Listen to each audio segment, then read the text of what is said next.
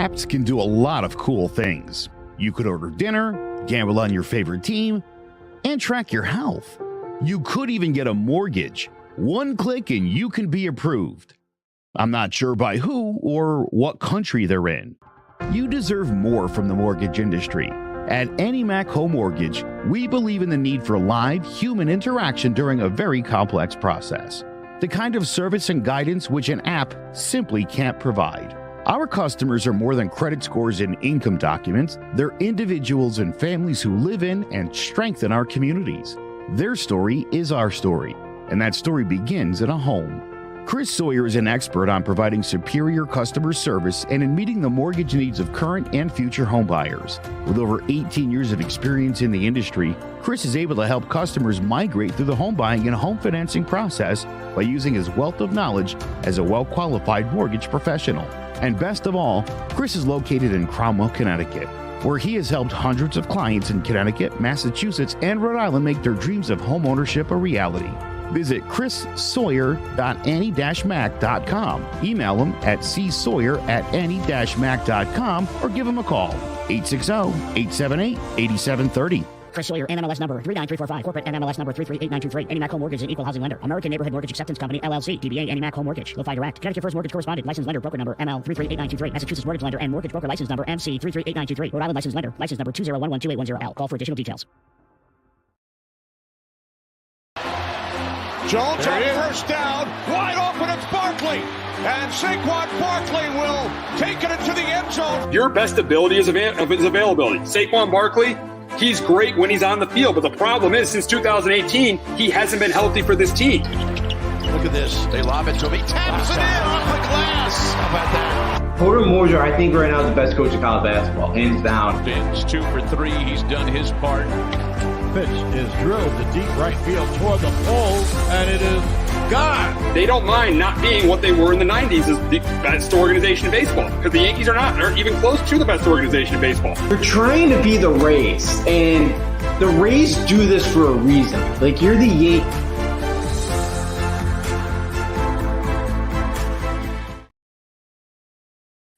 Welcome to Sports Talk with R&J. I am Steve Risser along with Justin and Alfred. We hope everyone had a Merry Christmas.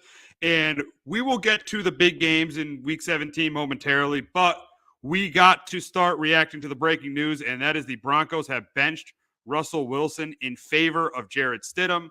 An interesting move at this point. They do still have a chance. I know they've lost 3 out of 4, but they still do have a chance. I mean, there's still only one game out of that last playoff spot, but they're way back in the AFC. They're like in the 10th or 11th position in the AFC. So I could see why they're doing it, but I don't really like the move at this point. I still think you should play Russell Wilson.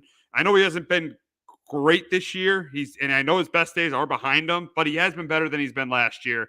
And I think he still gives you a better chance to win than Jarrett Stidham, and you're still in the race. So I think that he still should be playing, but this makes it so obvious though that they are moving on from him. And you've seen the frustration between him and Sean Payton all year long. Really, you've seen the friction between him and Sean Payton. You saw in that Saturday night game against the Lions how ticked off Sean Payton got at Russell Wilson, and it is just. And you saw only 7 points in 3 quarters against the Patriots. Did bring them back in that game, but they ended up losing that game. So I don't like the move at this point.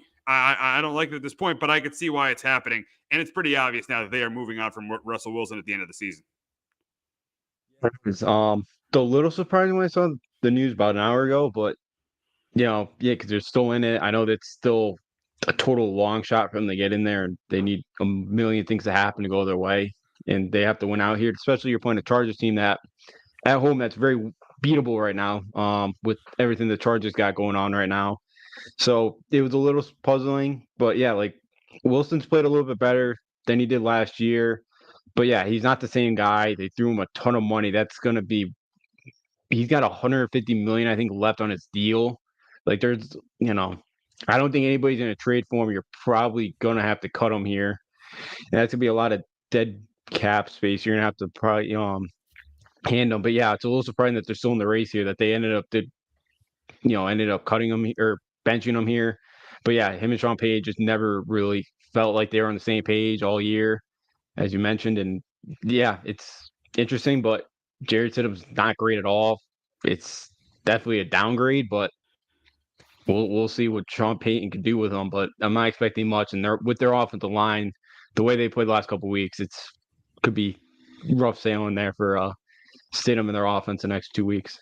And you brought up the 85 million in dead. You brought up the dead cap. 85 million in dead cap if they cut him or they trade him. So it's just a really bad.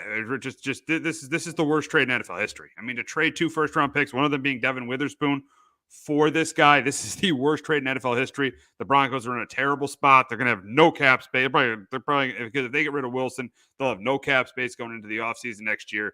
It's just a terrible spot to be in if you're the Broncos. And if you're going to get a quarterback, in the draft, you're probably going to have to trade up for him. So the Broncos are in a really bad spot. They probably should have a couple of years ago not made this move. They wanted to make this move because they thought, okay, we're 7-10. This is the missing piece. It ended up not being the missing piece, and now it is a complete mess in Denver. Yeah, it is. The way things went last year, yeah, and into this year where things got off to a rough start and they kind of got it together there. But yeah, down the stretch here, they've kind of, too bad, got blown by the Lions, now just got lost to a bad Patriot team. And now you're probably not going to be able to draft a quarterback. You're going to have to move up and trade some more assets that, you gave up to Seattle last year. And yeah, and again, in a tough division where if the Chargers can get working, if they can finally get the right guy at head coach, and I know that's kind of a big if because the Chargers always whiff on that category. With their young talent, Justin Herbert, you obviously have Patrick Mahomes and Andy Reid and KC. I know they're having their problems right now, but it is still Kansas City. And the Raiders, the way that Raiders defense been playing, and if they can get the right head coach in there and get a quarterback this offseason, like that's a decent team. So it's a Division II where it's already kind of a big uphill battle. And yeah, they bring in Russell Wilson. They're hoping to kind of get back to where they were a couple years ago, when they had Peyton Manning for the few years and, get back to being Super Bowl contenders. But yeah, they're kind of a long, way, they're a long way to kind of figuring that out now. And, we'll see. It's kind of a big offseason to see where they go. And they're not going to have a ton of money. So they're going to have to get creative with some of this. And you bring up Peyton Manning. And the Broncos have really not had a quarterback since Peyton Manning retired. It really has been an issue for 7-8 years now for the Broncos. The quarterback position has just been a major issue for this football team. So yeah, I mean it's continued to be an issue. They got a washed up Russell Wilson. I mean, we'll see if he could start. Yeah, I think he's better than at least half the starters. Still, I think still better than almost half the starters in the league. He didn't have a terrible year this year. We'll see what team ends up picking him up. But yeah, it looks like it is over for the Broncos and Russell Wilson. Yeah, it is. Yeah, we'll see kind of who ends up grabbing him this offseason. I bet, I will say I wouldn't mind, depending on what he wants, because where the Patriots are right now, I wouldn't mind picking up him or Kirk Cousins because I don't think we're going to get Williams or Drake May at this point. So I wouldn't mind if the money's right. I wouldn't mind Kirk Cousins and Russell Wilson for another year, for a year or two, just to kind of bridge the gap or something. Yeah, we'll see.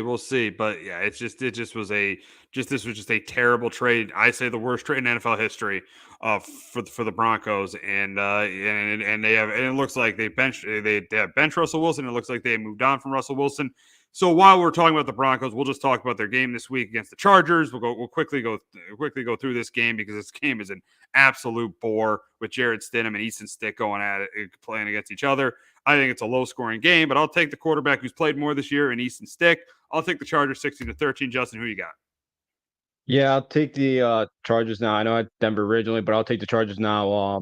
17-13. I think Easton Stick hasn't played bad. They played pretty well the other night against the Bills. A couple of turnovers there kind of cost them. So I'll take the Chargers going the road here and get the close win and officially knock out the Broncos of any hope of the playoffs. All righty, so we'll get to the big game in week 17. That's between the Dolphins and Ravens. This game is for home. The winner of this game has a good chance to get home field advantage. If the Ravens win, they clinch the division, and they could clinch the division if the Jets win tomorrow night. But they would clinch the division, and they would clinch home field advantage throughout the playoffs. The Dolphins, if they win this game, they clinch the AFC East. And then if they beat Buffalo the next week, they would clinch home field advantage throughout the playoffs. So a huge game between these two teams. And I think this is going to be a really good game. I think both quarterbacks are going to play really well. I think Lamar is going to play like an MVP like he did the other night. I mean, I think he's going to have a good game. He's going to throw a couple touchdown passes. And I think Tua is going to play well too. I think the big injury in this, the big question in this game is Jalen Waddle going to play? Because that's going to make a difference, because if not, they're going to roll coverage. The Ravens, the Ravens are going to try to take Tyreek Hill out of the game. And I think this is going to be a red zone game. And I think the Ravens are going to convert in the red zone, and the Dolphins are going to have a little bit of trouble in the red zone.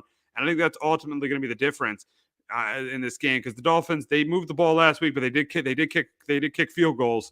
They didn't score touchdowns against the Cowboys. They kicked a lot of field goals against the Cowboys. I think it'll kind of be more of the same this week, where they move the ball and kick some field goals. So they move the ball and kick field goals, and the Ravens move the ball and score touchdowns. So in this game, I got the Ravens winning it 28-23. But Justin, can the Dolphins pull off the upset and win the AFC East?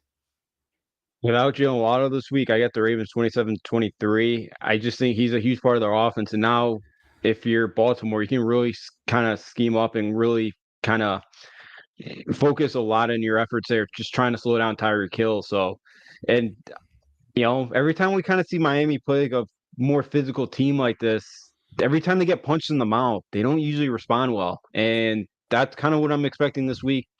Going up to Baltimore, I know coming off like a big win against San Francisco, and especially like, and sometimes against like when the Ravens when the Ravens blew out Detroit, in middle of October, they won 38-6. They came back and they struggled against the Cardinals team. Like, we've kind of seen them have the next week struggle, but I think it's the Miami team. I think they come out and play well. I think Lamar Jackson plays well, and I think Tua has a decent day. But I like Baltimore here at home, and I think the Ravens knock them off. All right. Speaking of Lamar, and the big question is if he wins this game, does Lamar lock up the MVP if he wins this game? And I think he absolutely does. I think there's no way Lamar Jackson isn't the MVP if he doesn't. There's no way he's not the MVP if he wins this game. I think he has it locked. There's no way he's not going to be the MVP if he wins this game, because he would have the best record. I mean, yeah, you look at Brock Purdy, but come on. And I've said this for weeks about Brock Purdy. He's played well, but he's got that's the best roster in the league. So, and then Dak and Hurts have had really good years, but I don't think they've had as good of years as Lamar. So, if Lamar wins this game, I think he definitely, there's no question in my mind that Lamar will lock up the MVP if he wins this game.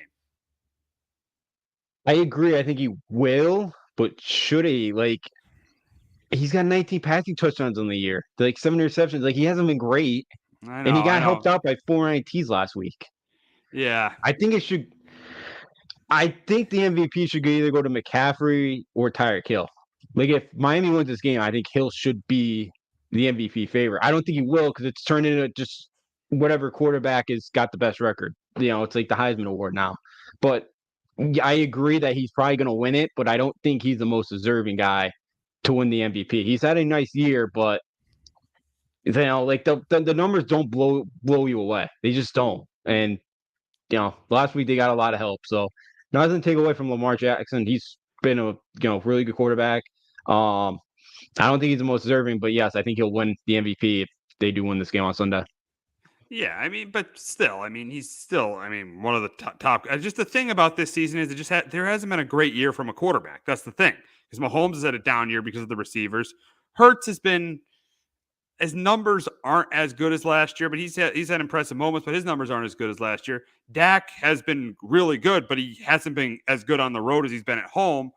And Aaron Rodgers is hurt, Joe Burrow's hurt, so it's a lot of quarterbacks are hurt, and no quarterbacks had like an MVP. No quarterbacks really had an MVP season. So this is pretty much the reason why a lot of people think Lamar is the betting favorite. Is he is the quarterback on the team that has the best, as you said, he's the quarterback on the team that has the best record. So, and another reason why I would give it to him is they still really don't have a true number one receiver. Odell is not as good as he once was. Zay Flowers hasn't proven to be a number one receiver, and it's not that good at all. And he lost Mark Andrews. He's got the best record in the conference, and he lost Mark Andrews, who is a top tight end in the league. So I would give it to Lamar. I would definitely give it to Lamar if he wins this game. I know that's a good point about the wide receiver. He does not have really good weapons. We've kind of seen, you know, I know we'll get the Chiefs, but it's, Mahomes doesn't really trust many of his receivers right now. They're not great. They struggled to catch the football this year. Isaiah likely stepped up and has played really, really well. But as you mentioned, yeah, like none of the quarterbacks have jumped off the page this year. And that's why I feel like this is a year where it should go to somebody besides a quarterback. Like because like a running backs won it, or what, wide receivers and running backs have not won it, much late. Like, I know Peterson won it in what, 2000 to 2011, Peterson won it 2012. He won it. Okay, 2012. So like that's the last time we've seen a running back. Yeah. And I don't think we've seen a receiver win it in years. Wasn't it right? Jerry Rice. I don't think Moss won any. No, Moss didn't Right, win Jerry any Rice. MVPs. Yeah, so yeah, and to your point, yeah, it is definitely a quarterback award. And I mean, but you made a good point where if this year is that one year where a quarterback probably shouldn't win it because no one's really having a great year. Yeah, and that's the thing. Yeah, that's the thing where it's like, because if a quarterback wins it this year, unless of a running back or wide receiver just have an unbelievable, like a wide receiver goes for over 2,000 yards, or a running back kind of, has combined over for another like 2,000 yards, something like that. Like, maybe we see one of those guys get it. But like this kind of just feels like a year where it should, and if it doesn't, it really, like the Heisman, it shows it's going to be pretty much impossible for a non-quarterback to ever really win this award, and they must truly have just an unremarkable season, something that just blows you away. Because like something like if Miami wins this week, Tua is going to be the MVP favorite, but we've seen Tua without Tyreek Hill, and that offense is not the same. No, not at all. Tyreek should be the MVP favorite going if they win, but it'll probably be Tua. So that's kind of the big thing there. So, I understand why it's a quarterback award. I get it, but the MVP award really this year should go to a non-quarterback. I mean, I get your point. I still, though, I'm going to say that I would give it to Lamar.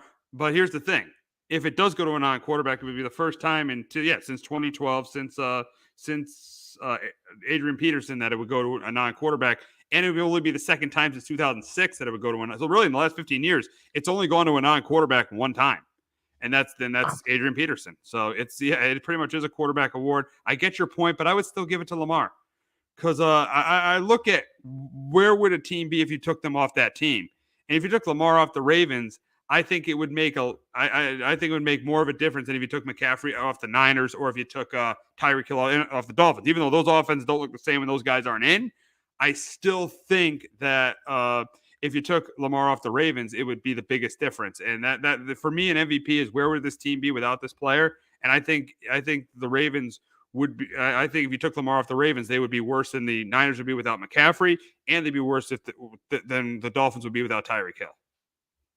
No, that's a good point. Yeah, because that's what the award should be, and that's a good point. Because Huntley got in there last year, and they when they took over for Lamar, and things just weren't the same for that offense and that team. So that's a really good point. Because it's got to be the guy that really is such an important part of that team. And Lamar Jackson's been that. And you mentioned they have the weapons, and it seems like every year they lose a couple running backs. Like this year they lost Dobbs again. They lost Mitchell a couple weeks ago, and Mark Andrews, one of the best tight ends in the sport. Losing him, but so that's a really good point about Lamar and that offense. Yeah, it'd be totally different and kind of the system they run. I know Huntley's kind of more. It's kind of the same type of quarterback where he is a really good runner, as well. But that's a really good point there about Lamar and just how he's such an important part of that Ravens offense. Absolutely. So we will move on to a huge game in the NFC between the Lions and the Cowboys. The Cowboys have lost 2 in a row. Jimmy Johnson finally getting into the Ring of Honor. Long overdue, but at least Jerry Jones did it. But he's finally going into the Ring of Honor Saturday night. But for the game, I think this is going to be not similar because I think the Cowboys are going to score points. I think defensively, it's going to be similar to what happened to the Cowboys when they played the Cardinals. It's going to be similar to what happened to the Cowboys when they played the Niners. It's going to be similar to what happened to the Cowboys when they played the Bills. I think the Lions are going to run all over them. I really do. I think the Lions run all over them with David Montgomery and Jahmyr Gibbs. I think Jared Goff throws a couple touchdown passes. I think Dak has a big game here, but I think it comes down to the end, and I think Jared Goff leads a game-winning drive. And I'm going to go with the Lions here. I'm going to go with the Lions to be the only team to win at AT&T Stadium this year. And I think they go to 12-4, and I think they win this game. I got the Lions pulling the upset, winning 30-27 over the Cowboys. But Justin, can the Cowboys complete the perfect season at home? Yeah, I think they do. I got Dallas 31-21. They've been averaging over 40 points at home. They've just been an absolute juggernaut. They're coming off back-to-back losses here, and I think they're going to be really motivated to get back out there and have a big night. And I understand what you're saying about the Lions running game, but this Detroit defense just gave up 400 yards to Nick Mullins, and we're lucky that he threw 4 interceptions in that game Sunday. Like, I just don't trust this Lions defense at all to stop Dallas's offense, and especially because they've just, when they've been on turf this year at home, they've just been unstoppable. And I think that's the difference. I think Dak has a monster game, and Detroit coming off their first division title in 30 years, probably a huge celebration after the game. And I think maybe a little bit of a kind of a letdown spot here for Detroit after all that celebrating. And, I think Dallas at home here takes care of business, bounces back. But here's the thing. Dallas has struggled against good teams. Dallas has really, really struggled against good teams. Outside of the Eagles, they really haven't beaten a good team. They lost to the Dolphins last week. They got beat up by the Bills. They lost. They got crushed by the Niners. I just don't trust this Dallas team against good football teams. I just don't. I know they beat the Eagles, but they've kind of had their way with the Eagles in the past. They've had their way for years with the Eagles at home. So I just don't trust this Dallas team against good teams. That's why I'm going with the Lions. And I think Dan Campbell's a good coach. I think he's going to have his guys ready to go, and I think they're winning this game on Saturday night. Yeah, I see, because I don't trust Dallas either, but I don't trust Detroit more. I understand. I think Dan Campbell is so unpredictable. That's the thing. Like some of the fourth down calls that he makes, that going for it, I think puts you sometimes in bad spots. Where you try to go for too many of them, you go in bad field position. Dallas takes advantage of it. So yeah, I don't really trust the Cowboys either, but because they're at home, I know we're about to talk about Detroit too and their positioning here in the NFC, but I don't like this defense, and I get it with Dan Campbell, but I don't love him, and I think I could see him being too aggressive in this game and it costs them. Yeah, we'll see. And speaking of these teams and the postseason, we'll start with the Cowboys.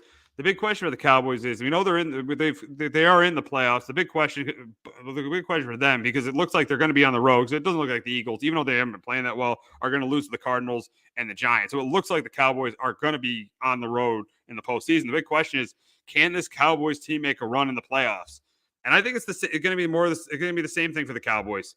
They win one game against whoever wins the NFC South. That might be a tougher game you think if they have to play the Bucs again this year, because the Bucs have been playing really well. But I think they win one game. But how it always is with the Cowboys, when they get to the divisional round, they lose, and I think they lose again in the divisional round. I don't think this team makes a run in the playoffs, because I like Dak. I think Dak is good enough to win a championship. But the thing is, the lack of depth at receiver. The offensive line has had some issues staying healthy. The run defense is not good. Their pass defense is really good. Their run defense is not good, especially against good teams. So their run defense isn't good enough. And the coaching, to me, is still a little bit questionable with Mike McCarthy, especially in the postseason when he's going up against better coaches. He could beat up against the bad teams and the bad coaches, but when he goes up against better coaches and teams that are as good as his, he has struggled in the postseason. That's been the story in Green Bay, and it's been the story since he's been in Dallas. So I don't think this team makes a run in the playoffs. I think they might win a game in the playoffs, but I don't think they make a run in the playoffs. Yeah, I'm with you. Because they probably, they're in the NFC South winner. Yeah, they're gonna win that game, and then they're more than likely going to San Francisco if no upsets happen. And they're gonna, we've already seen that matchup play out once, and we saw how ugly that would be, or that was, and I would assume it's gonna be maybe not as bad, but I assume Dallas probably lose that game by At least 10 points. So I'm with you. Like, I think they go down the divisional round. And even if it's not the Niners, you're going back to Philly. And I know Philly's been struggling, but at home, and we've seen what Dallas has looked like on the road, I don't see them going to Philly in the playoffs and knocking off the Eagles as well. So I'm with you. They probably win a game in the first in the wild card round, and they get knocked out in the divisional round. Um, and yeah, like I think McCarthy, I think it was a good decision to move on from Kellen Moore, and I think Mike McCarthy's done a really good job at the play calling this year. But yeah, I don't trust him in the postseason. We've so I'm with you. This team probably wins the game, and that'll be it. Like it usually has been over the years with the Dallas Cowboys. Absolutely, absolutely, absolutely. Now to the Lions. And the big question for the Lions are, with the Cowboys and Eagles struggling, and we still, even though the Niners lost last week, it still looks like they're the best team in the NFC. The big question for the Lions is are they the second best team in the NFC? And I think they are. I think the Lions are the second best team in the NFC. I think their defense, it's not great, but I still think it's good enough. They're good enough defensively with some of the pieces they have. I think they're good enough defensively, and their offense is one of the top offenses in the league. One of the best offensive lines in football. Goff is not a great not elite, but he's a good quarterback who has gotten to a Super Bowl. They got a good running game. They got one of the best tight ends in football in Sam Laporta. They got Amon St. Brown at receiver. So I think this team right now is the second best team in the NFC, and they're the team I think who plays the 49ers in the conference championship game. If the Rams play the Lions in the wild card round, which could very possibly happen, I'm taking the Rams. I'm already telling you. I'm on the Rams. It depends on if McNeil comes back. If McNeil comes back, because he's been a really good player, defensive tackle for them, I think they win. Because if the Rams can't run the ball, I don't think they beat the Lions. If they can run the ball, they definitely have a chance. And that'll be a very interesting game if they play because it's Stafford and Goff. But what do you think? Where do you got the Lions? I still have them third. I still have the Eagles ahead of them. I just can't take this line. I don't know what Lions team's going to show up. I don't say they're the Eagles, but they were dominant again. They were dominant 2 weeks ago. They won on the road. I know the Vikings aren't a great team, but they took care of business on the road in the division. The Eagles didn't take care of business on the road a couple weeks ago, and the same issues happened against the Giants. The fumble up on the kickoff, the pick six. I mean, that's a game the Eagles got to take and run away with. It shouldn't be that game should never have came down to the last play against the Giants. So right now, I'm going with the Lions. I know to me the Niners are clear. I think both of us, the Niners are clearly the best team, but the second best team, I'm going with the Lions. I'm with the Eagles because I can't get that stinker Bears game out of my head or the Packers one. Like the thing is, I know the Eagles haven't played well. But in most of those games, they still find ways to win football games. The Lions, I can't always say that because usually when they're down, what are you going to say? Here's what I'm going to say. The Bears and Packers, those are divisional opponents, and they're both better. I know you could say the same thing with the Eagles and the Giants, but they're both better teams than the Giants, even though the Giants beat the Packers. So they are. But what about that Ravens game? Ravens just got back from London, and they still whooped them by 30. I know. Those are some games you can't get out of your head there. Yeah, there's a couple I can't just get over, and that's why and when Campbell gets behind, that's usually when he's too aggressive, and it kind of snowballs. That's where at least the Eagles find ways to win those football games. I totally can't, Lions have won some of them, but I still got to take that Eagles team that got back to the Super Bowl last year. I have to see this Lions team do it in the month of January. I just do, and I still not all the way trusting them. Yeah, we'll see. I mean, we'll see what the Lions do. I think they're contenders, though. I really do. I think with how good their offense is, and I like Campbell as a head coach, I think they're contenders. This is the best chance the Lions had to winning a championship in a very, very long time. Yeah, the 2014 team they had was good, but I think they have a better chance of winning it this year. I think this is the best chance the Lions. As I said, this is the best chance the Lions have of winning a Super Bowl in over 30 years, and it makes sense because this was their first division title in 30 years. Yeah, absolutely. Like I think with outside of the Niners right now, second it is like I agree. Like it's wide open. Like the Lions could be there, the Eagles could be the second best team. Like I do think it's wide open to get to that NFC Championship game.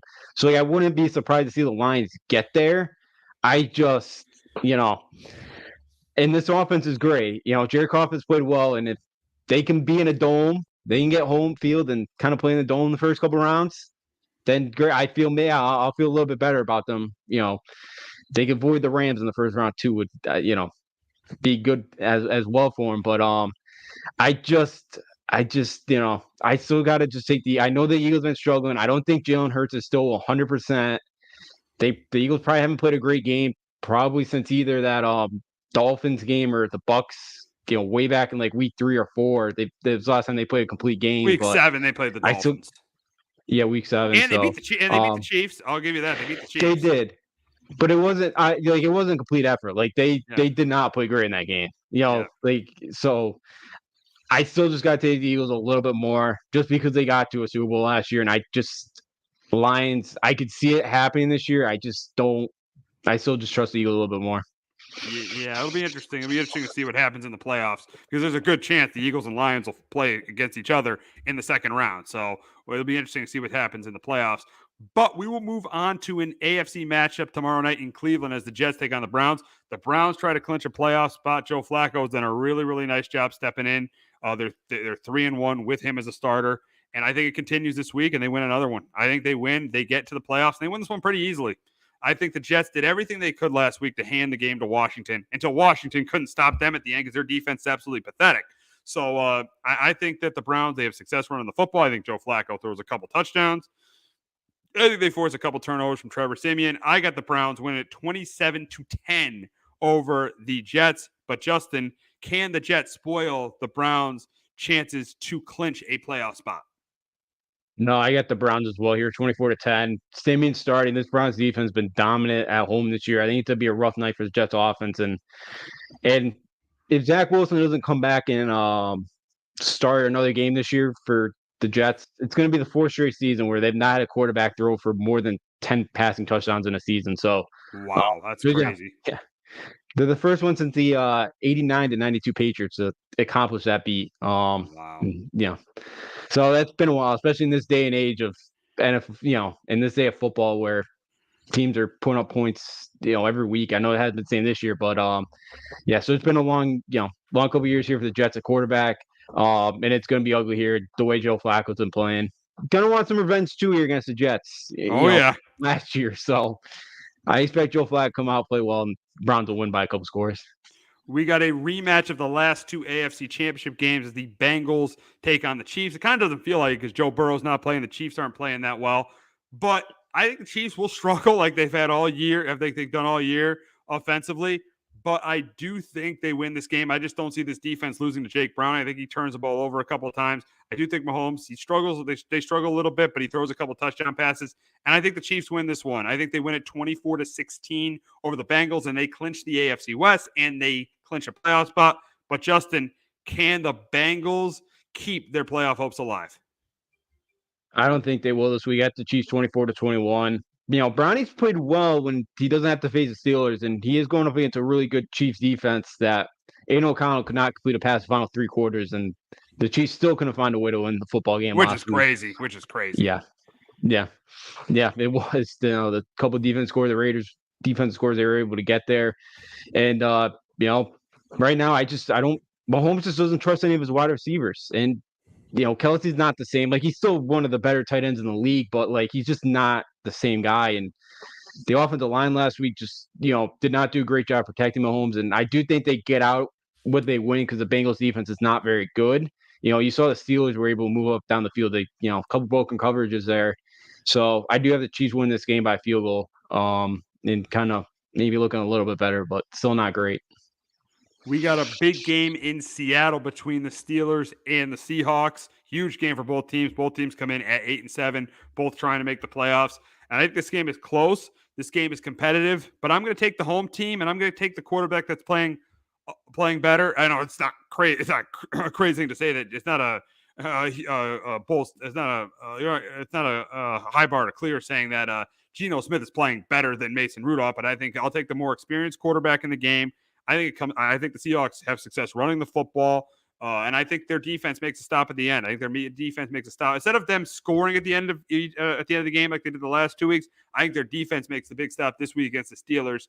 That's why I got them winning this game 23-17 over the Steelers. But Justin, can the Steelers win their second in a row and stay in the playoff race? And Clint, and give Mike Tomlin another winning season. Yeah, and one for Mike Tomlin, but I got the Seahawks as well, 21-16. Tomlin's usually really good at, times you want to take Tomlin is when he's an underdog. Gino hasn't been great, but he's been very up and down this year. But yeah, I got to take him over Mason Rudolph. I think Seattle's got a little bit more explosive guys offensively than the Steelers do. I think the Steelers defense will keep them in this game, but I think the Steelers just kick a couple field goals in this game. They're not able to convert. Why the Seahawks will score touchdowns there, and I do think Seattle finds a way at home to escape with a victory. Alrighty, the Rams, who are trying to get into the postseason, travel all the way to the East Coast to face the Giants at MetLife Stadium on Sunday. The Giants have benched Tommy DeVito. Now they're back to Tyrod Taylor. And in my opinion, I think that because DeVito's the quarterback. DeVito's the quarterback that is under contract next year. I know Taylor's better, but DeVito's the quarterback that's under contract next year, and the Giants are eliminated. So why don't they just keep giving DeVito the reps instead of completely just giving up on him, midway through the game? I know Daboll said he wanted to spark the team and everything. And yes, Tyrod Taylor played pretty well. He had that touchdown pass to Darius Slayton, but also they were a little lucky to be in the game because of some of the moves Philadelphia made with the fumbled the fumbling the kickoff, the pick six. Even though the Giants blew some opportunities too in the first half, the drop touchdown pass, Isaiah Simmons, a drop pick six. So they blew some opportunities too. They didn't convert a 4th and 1, but I still don't. I just don't get why at this point the Giants would be, going to Tyrod Taylor instead of Tommy DeVito. I would just want to see Tommy DeVito get some reps at this point. You're out of the playoffs. Let DeVito get reps, but Daboll chose to start Tyrod Taylor. And for this game, I think it'll stay competitive for a half. I think the Giants stay competitive for a half, but I think the Rams take over. I think Stafford throws a couple touchdown passes. He throws I think Nakua gets a touchdown reception. I think Kyron Williams has a big game, goes for over 100 yards. Again, Kyron Williams been a huge difference maker for this team, and that has been the identity of this Rams offense, especially in the second half of the year running the football. I think they run they don't have a problem running the football against the Giants. I think it's close early on, but the Rams pull away late third quarter, fourth quarter, and that's why I got the Rams going to 9-7, winning this game 27-17 over the Giants. But Justin, can the Giants pull the upset and hurt the Rams' playoff hopes? I think they'll keep this close. They got the Rams 23-20. I understand what you're saying about DeVito. You want to keep getting them rests, but I think as a coach and as an organization, I know you're eliminated, but I think you also want to go out there and still kind of who gives you the best chance to win the football game on Sunday. And I do think that's Tyrod Taylor more than Tommy DeVito, and I think that's why they're doing it. And I know you're out of it. I know probably like to improve your draft stock or draft odds there, but I think as a coaching staff and his organization, you still got to go out there and go win those games, or at least try to go win those games. I think Tyrod gives you that best opportunity there, and I think Tyrod Taylor's going to give him some problems here. And I think coming out east, I think the Giants, defensively keep this close. And look at if the Giants offensive line can give Tyrod Taylor some time and he can make a couple plays and with his scrambling ability. I do think the Giants keep this thing close, and I think this could be a tough one for the Rams. I do think they get out of there a winner, but I do think it's a close game, and I think Giants at home do fight, do battle, and lose this game by a field goal. Yeah, and I get what you're saying. That you want to play the quarterback that gives you the best chance to win. But at this point, for the Giants, what does a win do? What does winning the game do? It just, and I know you shouldn't be tanking at any means. I get it.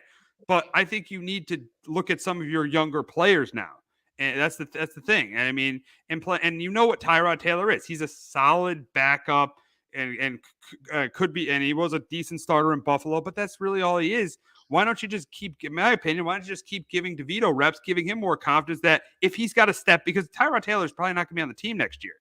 And there's a good chance DeVito will probably be on the team. We don't know what's going to happen with DeVito, but he might be on the team next year. So it'd be nice to get him, keep his confidence up, get him more reps. So if he has to step in again next year, if Daniel Jones gets hurt, and we know there's a good chance Daniel Jones will get hurt because he gets hurt a lot, and he's ready to go and he's ready to play. He's ready to play well. So I mean, I know Daboll wanted to spark the team in the second half last week, but I still just don't. don't get the benching. I just would have stuck with DeVito for the rest of the season. Yeah, and I get it. I don't necessarily understand what you're saying about, because DeVito's probably going to be here. Tyrod's not. But, you know, as a coaching staff, I know they're not going to fire Dable, but you also, you got to go out there and he's got to coach and win games. And, and Tyrod Taylor is the one that's going to give you the better shot to win a football game. Yes, I understand going out there, getting some, your younger players, some reps here and all that. But, I just think right now, Dable, trying to go out there and fight. You're trying to kind of go in the offseason with some momentum here the last couple of weeks, get a couple wins, kind of try to. I know it's going to be tough, but, if you can somehow go the offseason 7-10, 6-11, for the way things started, you're kind of feeling a little bit better. I know the court, Daniel Jones, will he be healthy? And there's some offseason questions, yes, but I do think you got to go out there still as a staff, and you got to, and as a coach, kind of, for the team to kind of put the guy that gives you the best shot to win a football game. And right now, I do think it's Tyrod. Yeah, I get what you're saying. It'll be interesting to see what happens, but I get what you're saying. But yeah, it's going to be a tough game. It would be a tough game against this Rams team, no matter who the starter was. So we'll see what happens with Tyrod, with this quarterback situation, and with this quarterback situation in the offseason, seeing that Daniel Jones has a major cap hit. They're obviously going to go with them, but we'll see how they address this quarterback situation. Will they draft the quarterback in the second round? We'll see how they address this quarterback situation in the offseason. But we got to move on to talk about the Packers and the Vikings. This is a playoff game. This is a playoff game between these two teams. Between these two teams, and I think this is going to be it's obviously going to be a competitive game, but I think it's going to be a much different outcome from the outcome that happened in October, because Jordan Love has been red hot since the Charger game. He has been red hot. 14 total touchdowns, only one interception. Who was a guy from Connecticut? Jason Pinnock was the only guy. That's the only interception that Jordan Love has thrown in his last 6 games. The Packers are 4-2 in those 6 games too. 14 total touchdowns, only one interception. And Nick Mullins had a really rough week. I mean, he played okay. They moved the ball, but he threw 4 picks against the Lions. So I think this is a close competitive game, but Hockenson being out is going to hurt the Vikings. So I do think Mullins is going to continue to turn the ball over a couple times, because he does that. He turns the ball over like two or three times a game. And I do think the Packers will capitalize on it. I do think that the Vikings will move the ball. So I do think Mullins will throw a couple touchdown passes, but I think he turns the ball over a couple times, and Love throws a couple touchdown passes for the Packers. And I got the Packers going 8-8. I got the Packers winning this game 31-24 over the Vikings. But Justin, can the Vikings sweep the Packers and end their playoff hopes? I wouldn't be surprised, but I got the Packers 23-21. The Packers defense has been so bad. The Carolina offense last week looked terrible. The Packers defense right now, outside of maybe the Commanders and the Commanders and the Cardinals, is right. They're right there. And Joe Barry has got to be fired. That is the one move that's got to be made. Even if they get to the playoffs and get crushed in the first round, Joe Barry has got to go. That defense, and they have more talent. They're playing below their talent. They're not a great defense, don't get me wrong, but they're playing below their talent level. Oh, absolutely they are. And Joe Brady, he was the guy of Cleveland last year, and you saw right? He was DC last year in Cleveland, right? No. And you saw no, wait. I thought it was Barry, but no. I don't know why. Andrew Barry is the GM of Cleveland. That's why. Okay, that's what I'm thinking. Okay, that's who probably I'm thinking of. I thought, but yeah, this defense has been so bad. I know LaFleur's been saying, we'll get it together. I don't, he's trying to, instill some confidence in that defense. So I wouldn't be surprised if the Vikings win this game, but it's the Nick Mullins factor of, yes, he could throw 3 interceptions in this game and help out the Packers. And I think that's what happens in this one. And yeah, as you mentioned, Jordan Love's been playing really, really well. I know the Vikings defense has been, Flores, the way that he's fixed his defense this year has been unbelievable. But I do think there's a couple turnovers here in this one. And now with TJ Hockenson out, Jordan Addison may not play in this one as well. A lot of injuries offensively for the Vikings, and I do think at some point it catches up with you. So I got the Packers going and win this football game here on the road Sunday night. Humongous matchup in the NFC South as the Bucs take on the Saints. I mean, I think this game's going to be really, really competitive between the two teams. I think this is going to be a really competitive game. I do think Carr will throw maybe a touchdown or two. I think Baker Mayfield stays hot because Marshawn Lattimore is not going to play, so I think Baker Mayfield stays hot. There's a couple touchdown passes. I think this game comes down to the end where Carr's got to make a play, and I don't think he does because I think it's going to be all on him in this game. I don't think the Saints are going to get a running game going in this game. I think it's going to be all on him. So I think it comes down to the end where Carr's got to make a play and he doesn't. And I got the Bucs going to 9-7. I got the Bucs winning 24-20 over the Saints. But Justin, can the Saints get revenge in week 4 and keep their hopes of winning the division alive? No, I get the Bucs as well here, 24-16. I really love the way Tampa Bay's been playing lately. Baker's been playing really, really well. They've won 4 straight, while the Saints are coming in this one losing 4 of 6 and have not been playing really good football of late. And I think Tampa Bay, and Baker continued to play well. Chris Godwin had over 100 yards in the first meeting, and I think he goes over 100 yards again. And I think Mike Evans could have a big day as well. And the Saints have kind of struggled when they got to the red zone. There have been turnovers. They've used a lot of Taysom Hill and some gadget stuff, but they've kicked a lot of field goals in this year. And I got Tampa Bay, the way that defense is playing, the way Baker's been playing, they're kind of peaking at the right time. And I get the Buccaneers win this one and sweeping the Saints. We got the Falcons heading to Chicago to face the Bears. Falcons need this win. The Bears are still mathematically in it, but they need a ton of help to even have a chance, to even have any shot at making the playoffs.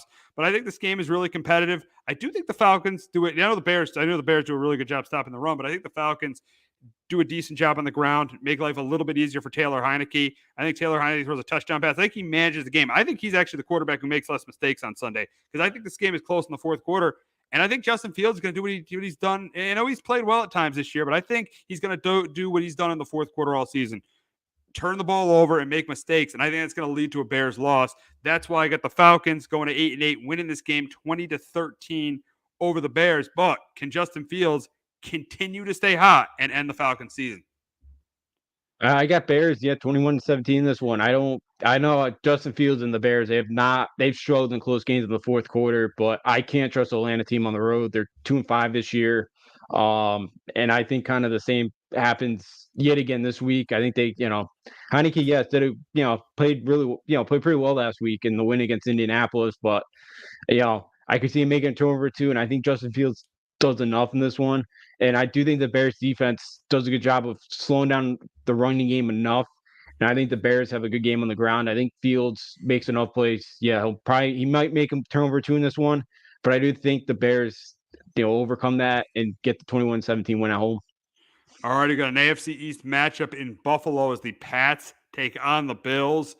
This is going to be. I think the Pats might stay in it early, but I do think Buffalo takes control in the second half. I do think Allen throws 2 or 3 touchdown passes. He always plays well against the Patriots. Usually plays well against the Patriots in Buffalo. The game last year to knock the Patriots out. The game 2 years ago in the playoffs to beat the Patriots in the playoffs. So I think Allen plays pretty well, and I do think Zappe throws a pick or 2 in this game, and that's why I got the Bills going to 10-6, winning their 4th straight. I know they didn't play that well last week, but I think they play better this week. I got the Bills winning this one 28-13 over the Pats. But Justin, can the Pats sweep the Bills and put them in a bad position going into week 17? Week 18, I mean. I got the Bills as well here, 23-13. I do think there's going to be a turnover or 2 there by Zappe, and the Bills offense is going to be able to capitalize on it. Patriots last year were right in that game. They gave up 2 kickoff returns for touchdowns. That's kind of where the special teams downfall has been, the last 2 years. It's, the special team plays, they haven't been there, but hopefully this year they don't give up that. If the Patriots can kind of make the Bills one-dimensional, they got a chance in this one, but I don't trust their offense enough here. I know they played pretty well last week against Denver. But yeah, you mentioned Bills, Josh Allen has played really well against New England. They put up 25 points in the first meeting. Their defense couldn't make a stop there. So I got the Bills here winning this one 22-13. We got an AFC matchup in Indianapolis, and both these teams still are in it. Obviously, the Colts are the number 7 seed in the AFC. The Raiders are 7-8, but they still have a chance. I think it's a close competitive game, but I think the Colts run the football with Zach Moss. I think Minshew throws a couple of touchdowns. I think this game comes down to Aiden O'Connell with the ball in his hand and him not getting it done. And that's why the Colts, who have played well at home this year, I got the Colts beating the Raiders 24-19. But Justin, can the Raiders win their third in a row and stay in the playoff race? But one thing's for sure, no matter if they make the playoffs or not, Antonio Pierce has got to be the next head coach of this football team next year. Yeah, I don't know if I'm set yet on Pierce. Whoa. He keeps talking about we got to be a physical team that can run the football, but like, does that really win you football games in 2023? That's the only thing. I know, but to me, he's a leader of men. He's a leader of men. Yes, he needs to start talking more about. He needs to have a little bit of a better thought process than that. But Yeah. look at what they can't make the same mistake they made with Rich Bisaccia. Yeah, and I think that's probably gonna be on Davis's kind of back of his mind there. Yes, about that. That yeah, you could have had Bisaccia in the way that after things have gone. We'll see. Like I understand, yeah, he's done a good job. He's a good leader of men. I just the style play, the offense, like outside that Charger game, they couldn't score against Minnesota. Like their offense has not been great. They only scored one offensive touchdown last week. Like he can get a good OC, yes, and a good quarterback. All right, we're talking, but I don't know if I'm 100% sold yet on him to be the next guy. Again, we'll see what's out there, but for this game, I do think Minshew's played pretty well this year at home. I know the Raiders defense is really coming into his own.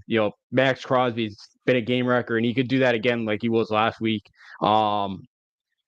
But I do think Minshew plays well enough. I don't trust this Raider offense enough in this one. O'Connell's not great. Like they didn't complete a pass after the first quarter last week. Like I just, I think to be tough, even with how bad the Colts defense has been. I still think they're having a tough time on the road here. It's back-to-back road games on a short week, and I do think Indianapolis comes out with a victory. I think they do too. I think that just because of the way they're going to be able to run the football and the way they played at home, they've won a lot of big games at home this year, and I think that continues this week. So I'll take Indy in this game. But staying in the AFC South, we got a matchup in the AFC South between the Titans and Texans, a rematch of a game a couple of weeks ago. The Texans won in overtime against the Titans, and I think they win again. I might not win if C.J. Stroud doesn't play, but it looks like C.J. Stroud's going to be back.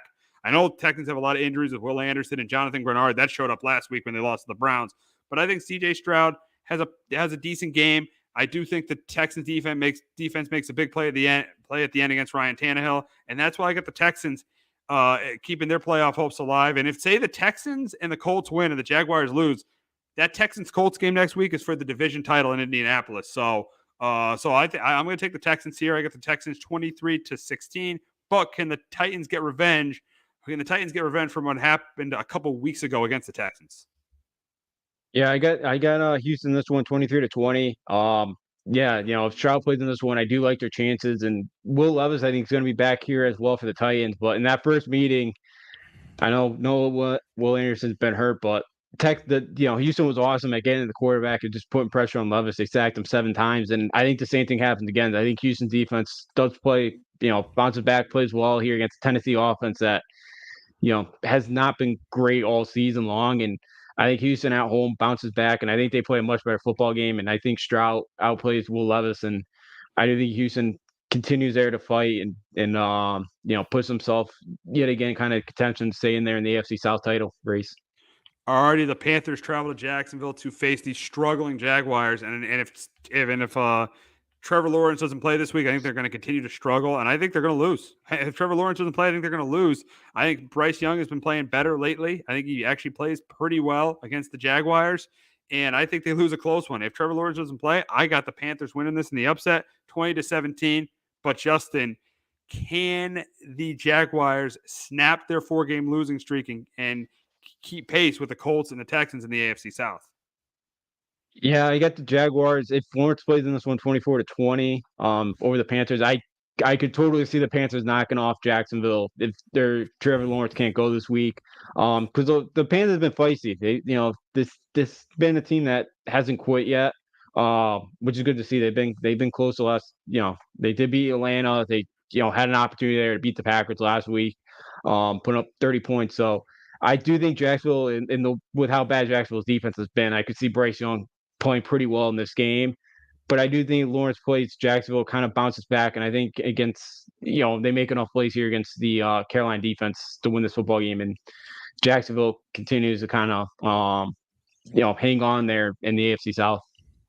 All righty, we got a matchup in Landover, Maryland between the Niners and the Commanders. And I think this is the week the Niners bounce back. McCaffrey has a big week. Purdy throws a couple touchdown passes. And I think they turn the ball to Brissett. I know he's been not playing that poorly, but I think he turns the ball over a couple times against the Niners defense. And that's why I got the Niners cruising this one, 31-13. Justin, I assume you got the same.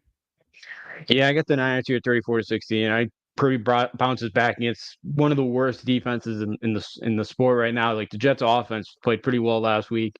Jacoby Brissett now getting the start. Like I think Washington's going to put up some points in this one, just not enough. And I think Brock Purdy, throws for like 4 touchdowns. McCaffrey does all he wants on the ground. Debo has a big day, and Niners bounce back and embarrass Washington in this game. All right, we'll wrap up talking about the Cardinals and the Eagles. And I think this is going to be a game where the Eagles are going to win, and they're going to win it big. I think they're going to be able to run the football. I think Hurts is going to throw a couple touchdown passes. I don't think the mistakes that have happened the last couple of weeks happen this week. I think they play a clean game, and they win big. I got the Eagles 34-17 over the Cardinals. But Justin, can the Cardinals, Kyler Murray, somehow continue? Can the Cardinals somehow pull this upset in Philadelphia? I think they keep this thing close. I got Eagles 2021. Jonathan Gannon coming back. The Eagles ODC last year. He's going to have a game plan. I think that's going to, try to slow down this Eagles offense. And I think he's going to have these guys fired up. He knows Jalen Hurts pretty well. And Kyler Murray, has not played bad. Like this offense has put up some points. Defensively, they're not great. And I think that's why the Eagles won this football game. But I would not be shocked to see Arizona like in a tie game here in the fourth quarter. The way the Eagles are playing, but I do think the Eagles find a way to still win this football game. Yeah, we'll see what happens there. We'll definitely see what happens there. But that is going to wrap up this edition of Sports Talk with R&J. For Justin Offio, I'm Steve Risser, but we will be back in 15 minutes talking about a historic losing streak in the NBA, and we will be breaking down the 2 semifinal games in the college football playoff. So make sure you tune in for that. Jones on first down, wide open, it's Barkley. And Saquon Barkley will take it into the end zone. Your best ability is availability. Saquon Barkley, he's great when he's on the field, but the problem is since 2018, he hasn't been healthy for this team. Look at this. They lob it to him. He taps it in off the glass. How about that? Porter Moser, I think right now is the best coach of college basketball, hands down. Fins 2 for 3. He's done his part. Pitch is drilled to deep right field toward the pole, and it is gone. They don't mind not being what they were in the 90s as the best organization in baseball, because the Yankees are even close to the best organization in baseball. You're trying to be the Rays, and the Rays do this for a reason. Like, you're the Yankees.